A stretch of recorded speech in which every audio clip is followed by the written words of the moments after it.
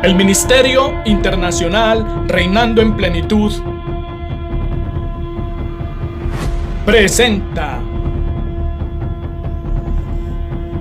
la cápsula profética. Pastor Jorge Matallana. Hay un versículo maravilloso en la palabra de Dios que nos recuerda a todos los que laboramos en la obra de Dios, a los que ministramos en la iglesia del Señor, a los que servimos, que debería ser una meta, amados, de suma importancia para cada uno de nosotros. Ese versículo hace muchísimos años habló a mi vida y verdad que lo tomé muy en serio. Y lo encontramos en Hechos capítulo 20, versículo 26 y 27.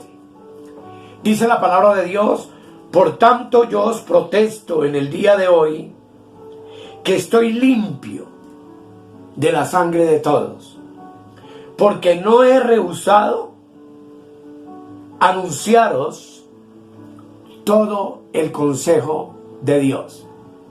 En nuestra versión Reina Valera dice: no he rehuido.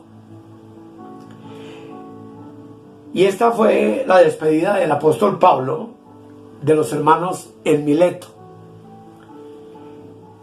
Y debería ser, amados pastores, maestros de las congregaciones de la iglesia del Señor, entender que nuestro deber es anunciar todo el consejo de Dios.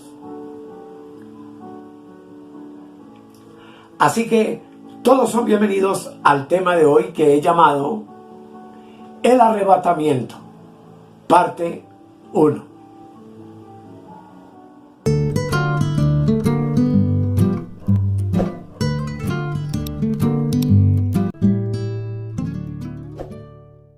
Como ya les dije, hermanos, vamos a hablar del arrebatamiento muy a fondo para que podamos entenderlo. Y tuvimos la oportunidad en la prédica anterior de ver que la Biblia está dividida en 7 dispensaciones bíblicas. O sea, 7 tratos de Dios con el hombre para completar su plan eterno. Aprendimos que la primera dispensación es la dispensación de la inocencia, en la cual Dios creó al hombre a imagen y semejanza de Dios y dióle una ley en el huerto del Edén por primera vez, que usted y yo sabemos que era no comer del fruto del árbol de la ciencia del bien y del mal. Ese periodo, como vimos, concluyó con un juicio que fue la expulsión de Adán y Eva del huerto. La segunda dispensación, que es la dispensación de la conciencia, de Adán hasta Noé, cuando la maldad de los hombres llegó a su máxima expresión, y esa dispensación terminó con el juicio del diluvio universal. Posteriormente vino la tercera dispensación, que es la dispensación del gobierno humano, donde los hombres quisieron ser más grandes que Dios y levantaron una torre que llegara hasta el cielo para hacerlo notar entre los pueblos. Pero Dios vino, destruyó esa torre, confundió sus lenguas y los esparció sobre toda la faz de la tierra como parte del juicio de esa dispensación. Entonces vino la dispensación patriarcal con Abraham, Isaac, Jacob, donde Dios llama a este hombre de Ur de los Caldeos y establece ahora un pacto con él, con el cual Dios se propuso hacer un pueblo para su gloria y su honra, que se llamó la nación de Israel, que desciende de los lomos de Abraham, que se extendió a través de Isaac y luego de Jacob, y terminó con el juicio de este pueblo siendo esclavizado en Egipto. Esa esclavitud termina con el éxodo, que el Señor saca a este pueblo para establecer ahora su quinto pacto, su quinta dispensación con el hombre. Y fue en el monte de Sinaí donde vino la ley de Moisés. Esa ley de Moisés que termina esa dispensación con el juicio de la cruz, con la muerte de Cristo, para dar lugar a la sexta dispensación, que es la que tú y yo estamos viviendo hoy, y es la dispensación de la gracia, de la iglesia, o también llamada la dispensación del Espíritu Santo. Finalmente, cuando esta dispensación termine, que vimos que termina con dos juicios, uno para la iglesia y otro para las naciones, el de la iglesia con el arrebatamiento, el de las naciones con el juicio de Cristo en su retorno en gloria al final de los 7 años de la tribulación, para dar lugar entonces a la nueva dispensación y final, que es la milenial, que también termina con un juicio, como pudimos ver en el tema anterior. De tal manera, mis amados, que hoy tú y yo vemos también en la palabra de Dios que el apóstol Pablo, en esta dispensación de la gracia, nos habla de que existen 3 pueblos sobre la tierra, 3 clases de pueblos. En 1 Corintios capítulo 10, versículo 32, dice la palabra: no seáis tropiezo ni a judíos, ni a gentiles, ni a la iglesia de Dios. Ahora aparecen entonces ya no 2 pueblos como en el antiguo pacto, que eran las naciones e Israel, sino que ahora aparecen los judíos, los gentiles y la iglesia de Dios. Y eso es muy importante que lo podamos entender. Este texto establece entonces una diferencia entre judíos, gentiles y la iglesia del Dios viviente, para que tú y yo en este estudio que comenzamos tengamos muy claro este asunto. Teniendo en cuenta entonces esto, vamos a abordar y a contestarnos una pregunta que considero de mucha importancia. Una pregunta que ha dividido, por supuesto, a muchos sectores de la iglesia. Hoy existen varias corrientes, de las cuales no voy a hablar ahora, acerca de ¿existe realmente el arrebatamiento o un rapto para la iglesia de Jesucristo? Y vamos a dedicar los próximos temas a mirar paso a paso bíblicamente la respuesta a esta pregunta tan importante. Así que lo primero que tú y yo vamos a tener en cuenta para comprender toda esta verdad no son solo las 7 dispensaciones bíblicas que ya vimos, que son los tratos de Dios con el hombre, sino que tú y yo hoy tenemos el privilegio de ser parte de la dispensación de la gracia. Y lo primero que tenemos entonces que tener en cuenta es que existe una promesa bíblica real de que Cristo regresa por segunda vez a la tierra. Jesús enseñó que Él regresaría por segunda vez a la tierra. Y cuidadosamente advirtió en su época a sus discípulos, y hoy también nos advierte a nosotros, acerca de la necesidad que tenemos de estar preparados para ese instante, para ese momento. Vamos a mirar qué nos dice la Escritura al respecto. En el Evangelio de San Mateo, capítulo 24, del cual hemos hablado ya con anterioridad, el versículo 42 dice: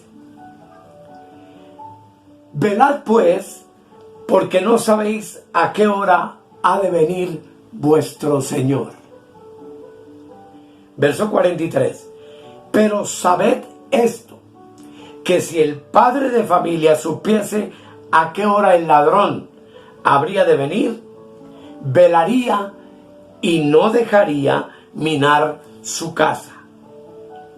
Por tanto, también vosotros estad preparados, porque el Hijo del Hombre vendrá a la hora que no pensáis.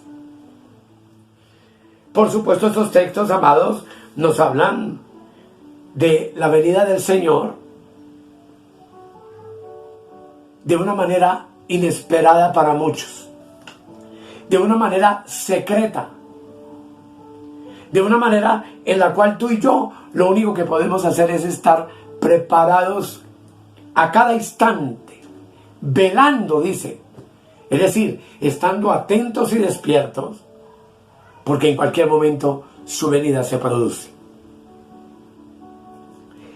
En el Evangelio de Marcos, capítulo 13, Marcos 13, versículo 35 al 37, también nos dice la Escritura: velad pues, porque no sabéis cuándo vendrá el Señor de la casa, si al anochecer, o a la medianoche, o al canto del gallo, o a la mañana, para que cuando venga de repente no os halle durmiendo. Verso 37 dice: y lo que a vosotros digo, a todos lo digo, velad. Hay más. Lucas capítulo 12, versículo 37 dice: bienaventurados aquellos siervos a los cuales su Señor cuando venga halle velando. De cierto os digo que se ceñirá y hará que se sienten a la mesa y vendrá a servirles.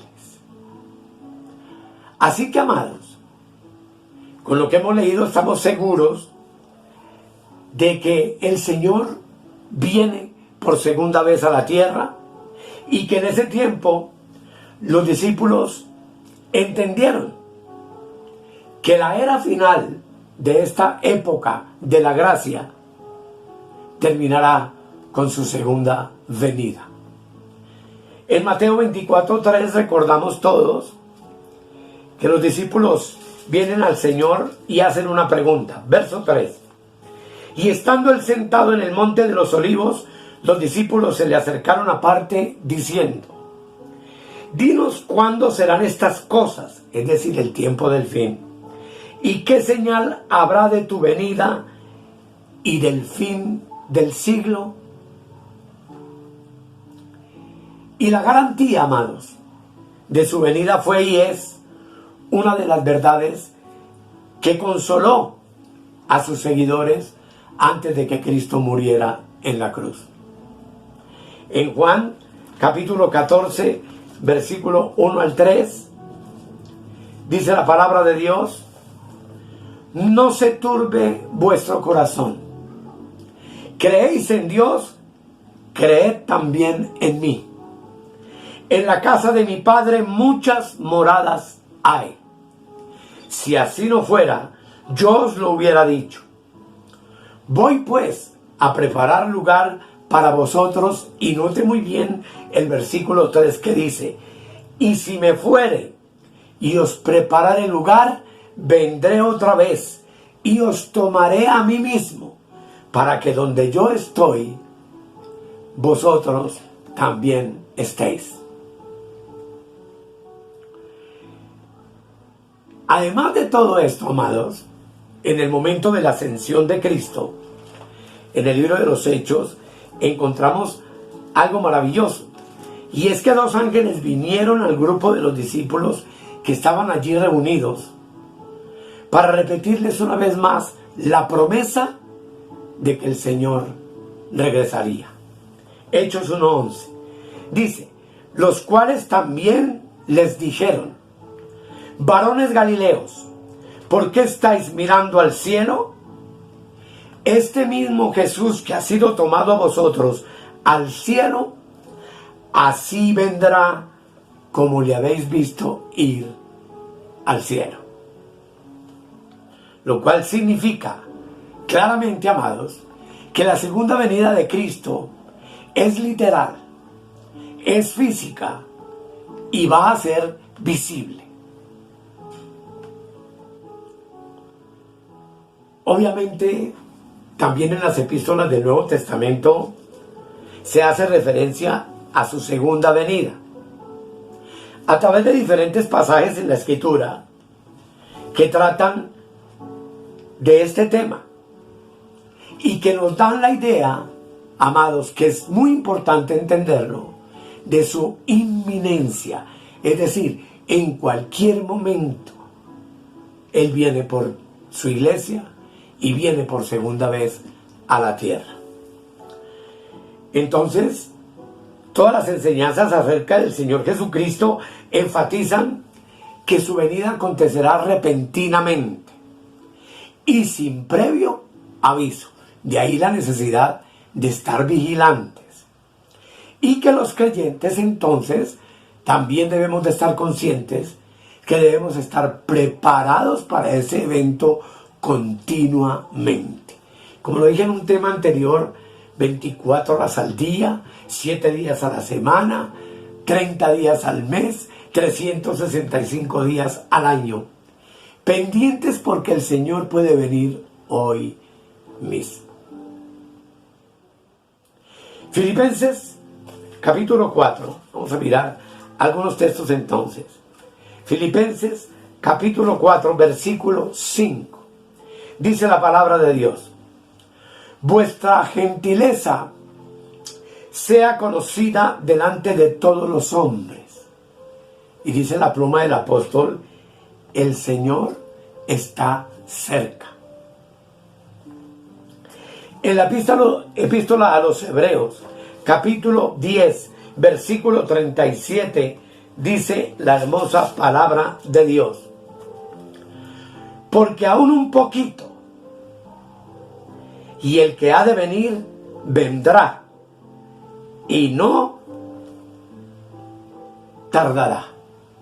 Y advierte el verso 38: mas el justo vivirá por fe, y si retrocediere, no agradará a mi alma. Así que, amados, este asunto del retorno de Cristo no es un asunto de especulación, ni un asunto de yo creo o no creo, no, es un asunto de fe. Es un dogma escritural de fe indispensable para todo hombre y mujer que ha nacido de nuevo. En Santiago, capítulo 5, el versículo 8 y 9 dice: tened también vosotros paciencia y afirmad vuestros corazones, porque la venida del Señor se acerca. Hermanos, no os quejéis unos contra otros, para que no seáis condenados.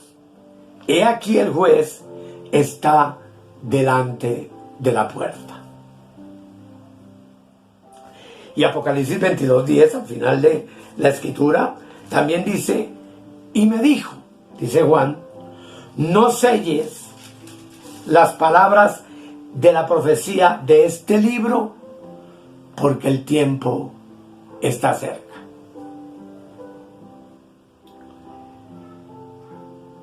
Con esto que quiero compartirles, amados, de que los creyentes en los primeros días de la iglesia vivieron entonces en un estado de expectativa, de expectación, como obviamente debemos vivir nosotros hoy en día, ya casi después de 2000 años.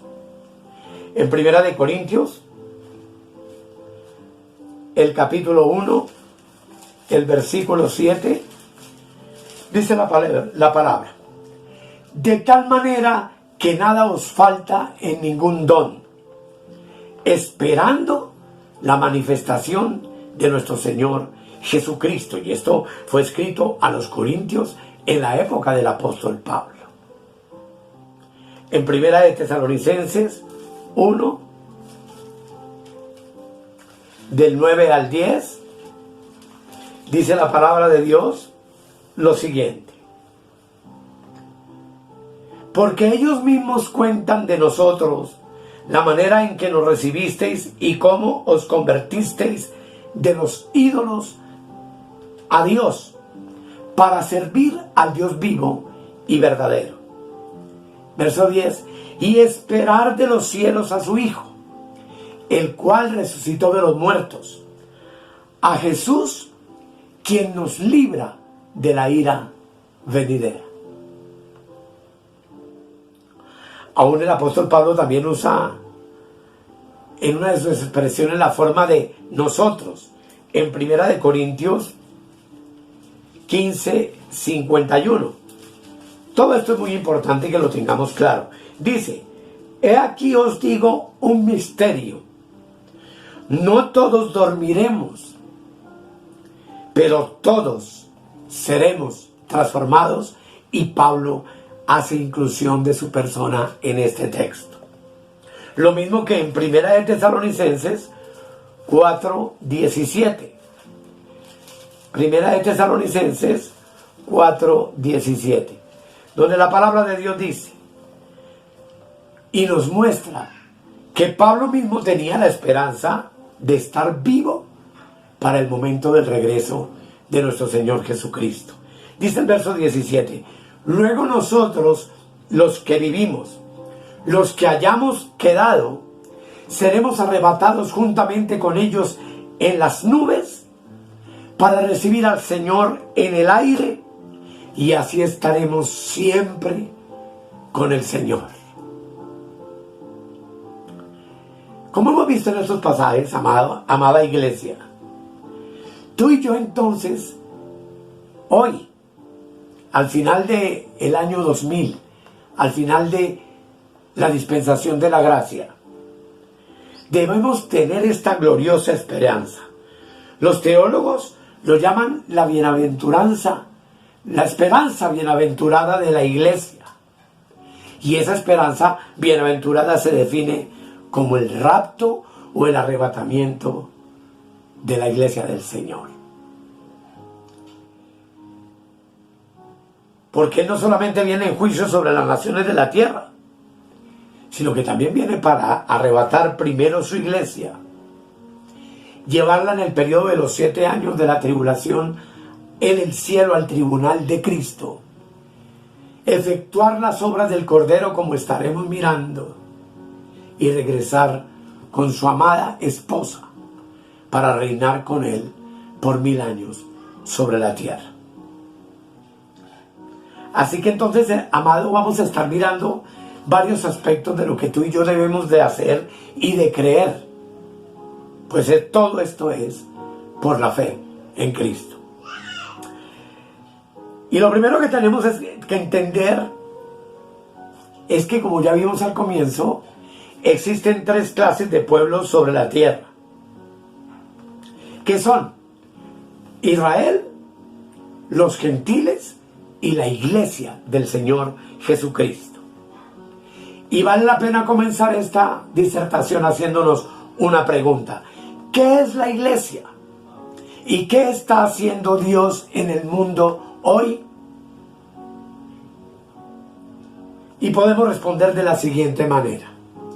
La palabra griega para iglesia es, como ustedes ven en la parte inferior, eclesía, que quiere decir llamar fuera o sacar una asamblea o un grupo de personas de en medio de una multitud. Originalmente esta palabra fue usada para convocar una asamblea general como el consejo de un pueblo. Pero en cuanto a su uso en conexión con la iglesia, significa los llamados fuera. Lo que quiere decir que entonces la iglesia del Señor, que es uno de los 3 pueblos que hoy existen sobre la tierra, fuimos sacados fuera de entre una multitud de incrédulos, y así todos los creyentes de esta edad, en una iglesia compuesta de gentiles y judíos, fuimos sacados del mundo con el propósito de formar el cuerpo universal de Cristo. Dice la palabra de Dios en Efesios capítulo 2, versículos 13 y 14. Notemos bien. Pero ahora en Cristo Jesús, vosotros que en otro tiempo estabais lejos, habéis sido hechos cercanos por la sangre de Cristo. Porque Él es nuestra paz. ¿Quién? Cristo. Que de ambos pueblos, es decir, judíos y gentiles, hizo uno, derribando la pared intermedia de separación. Aboliendo, verso 15, en su carne las enemistades. Noten bien, hermano, porque es que nosotros a veces parece que no supiéramos leer. Dice, la ley de los mandamientos expresados en ordenanzas para crear en sí mismo de los dos, judíos y gentiles, un solo y nuevo hombre, haciendo la paz. En Efesios 3:6 continúa diciendo que los gentiles son coherederos y miembros del mismo cuerpo y compartícipes de la promesa en Cristo Jesús por medio del Evangelio. Y en Efesios 4:4 dice la palabra, un cuerpo y un espíritu, y está con mayúscula, como fuisteis también llamados en una misma esperanza de vuestra vocación. Es así, amados, entonces, como la iglesia se conoce como el cuerpo universal de Cristo, compuesto de judíos creyentes y de gentiles creyentes, en un nuevo hombre que es Cristo, en una nueva dimensión espiritual, en un nuevo trato y en una nueva dispensación de Dios con la humanidad, que sabemos que se llama la dispensación de la gracia, la dispensación de la iglesia o la dispensación del Espíritu Santo. En Efesios 5, versículos 31 y 32, también dice la escritura, por esto dejará el hombre a su padre y a su madre, y se unirá a su mujer, y los dos serán una sola carne. Y el 32 dice, grande es este misterio, mas yo digo esto con respecto de Cristo y de la iglesia. Así que además de todo, no solamente somos el cuerpo de Cristo, sino que somos la desposada de Cristo. La esposa, entre comillas, de Cristo, que en breve, en su arrebatamiento glorioso, irá a las bodas del Cordero para regresar con Él al final de la tribulación a establecer el gobierno milenial de Cristo sobre la tierra. De eso hablaremos más adelante. Pero hay una pregunta que nos vamos a contestar. ¿Qué está haciendo Dios hoy? Y la respuesta está en Hechos, capítulo 15, versículo 14 al 17, que yo le invito para que leamos. Dice la palabra del Señor. Hechos 15, 14. Dice, Simón ha contado cómo Dios visitó por primera vez a los gentiles para tomar de ellos pueblo para su nombre. Y con esto concuerdan las palabras de los profetas como está escrito. Verso 16. Después de esto, volveré y reedificaré el tabernáculo de David que está caído, y repararé sus ruinas, y lo volveré a levantar, para que el resto de los hombres busque al Señor, y todos los gentiles sobre los cuales es invocado mi nombre. Este pasaje bíblico es muy importante, porque notemos que Dios visita a los gentiles, es decir, a las naciones de la tierra, y de esas naciones saca un pueblo para su nombre.